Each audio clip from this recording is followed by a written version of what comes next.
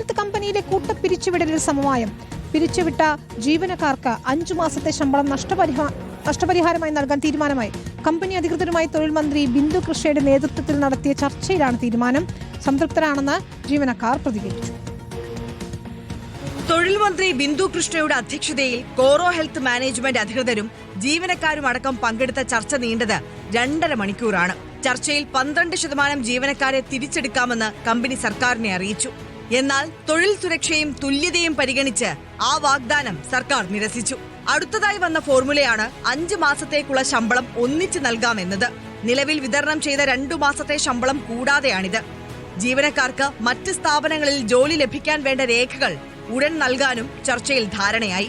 ചർച്ചയ്ക്കൊടുവിൽ നമ്മുടെ ജീവനക്കാരുടെ കൺസേൺ, ജീവനക്കാരുടെ താല്പര്യം അത് പരിഗണിച്ചാണ് ഇപ്പോൾ തീരുമാനമെടുത്തിരിക്കുന്നത്. ഫുൾ ആൻഡ് ഫൈനൽ സെറ്റിൽമെന്റ് കൊടുക്കാമെന്ന് പറഞ്ഞിട്ടുണ്ട്. സാധ്യമാകുന്നതെല്ലാം സർക്കാർ ചെയ്തെന്നും ഇപ്പോഴത്തെ ധാരണയിൽ സംതൃപ്തരാണെന്നും ജീവനക്കാർ പറഞ്ഞു. ഇതിന്റെ നിയമവശങ്ങളും മറ്റ് മുന്നോട്ട് പോകുമ്പോഴുള്ള ചലഞ്ചസും വെല്ലുവിളികളൊക്കെ മനസ്സിലാക്കിക്കൊണ്ട് ഞങ്ങൾക്ക് കിട്ടാവുന്നതിൽ ഞങ്ങളത് അത്രയും മെഷർ ചെയ്ത് പറയും. ഈ മീറ്റിംഗിൽ പങ്കെടുക്കുന്ന പേരിൽ കോറോ ഹെൽത്തിന്റെ ഭാഗത്തു നിന്ന് ഞങ്ങൾക്ക് കിട്ടാവുന്നതിൽ വെച്ച് ഏറ്റവും നല്ല സൊല്യൂഷനാണ് ഇപ്പോൾ കിട്ടിയിരിക്കുന്നത്.